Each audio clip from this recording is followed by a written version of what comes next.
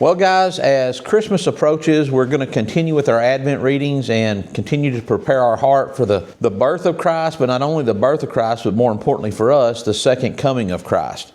So this is going to be December the 7th. We're going to be in Luke chapter 1, verses 18 through 25. And just to kind of set the tone, last night we found out that Zacharias and Elizabeth were going to become pregnant, even though they were up in their age, up in their years, and Elizabeth had been barren her whole life. They'd never conceived a child. An angel came to Zacharias while he was in the temple by the altar of incense doing his priestly duties.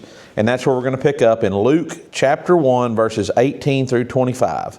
And Zacharias said to the angel, "How shall I know this? For I am an old man, and my wife is well advanced in years." And the angel answered and said to him, "I am Gabriel, who stands in the presence of God, and was sent to speak to you and bring you these glad tidings. But behold, you will be mute and not able to speak until the day these things take place, because you did not believe my words, which will be fulfilled in their own time." And the people waited for Zacharias and marveled that he lingered so long in the temple. But when he came out, he could not speak to them. And they perceived that he had seen a vision in the temple, for he beckoned to them and remained speechless. So it was, as soon as the days of his service were completed, that he departed to his own house. Now after those days his wife Elizabeth conceived, and she hid herself 5 months, saying, "Thus the Lord has dealt with me in the days when he looked on me, to take away my reproach among the people." So here we are.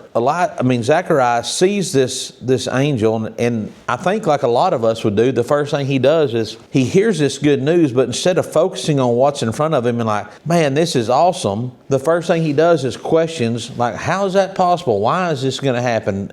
Instead of just accepting the gift that God has given him. And Gabriel says, here's how you're going to know. You asked for a sign. Basically, here's how you're going to know. You're going to be mute until all of this comes to pass. You're not going to be able to speak. And, sometimes I think we're all guilty of asking for signs or for something from the Lord to let us know exactly what he's saying is going to happen is true, even though he doesn't have to justify it to us. But sometimes the sign or the signal we want from God isn't going to be the way we want it to be. Zacharias here probably was just wanting to say, well, man, God's good. He's going to take care of you. He's seen how faithful you've been and how faithful your wife's been, and he has a plan for your son. And this is exactly the way that plan's going to work. But that's not the way God works. God wants us to act in faith. And Zacharias here had a chance to act in faith and say, man, this is awesome. I'm ready. But instead he questioned how it was all going to work. So just a little food for thought, guys. Thank y'all for joining us. Hope you make it back tomorrow night. We love you. God bless you. Y'all keep praying.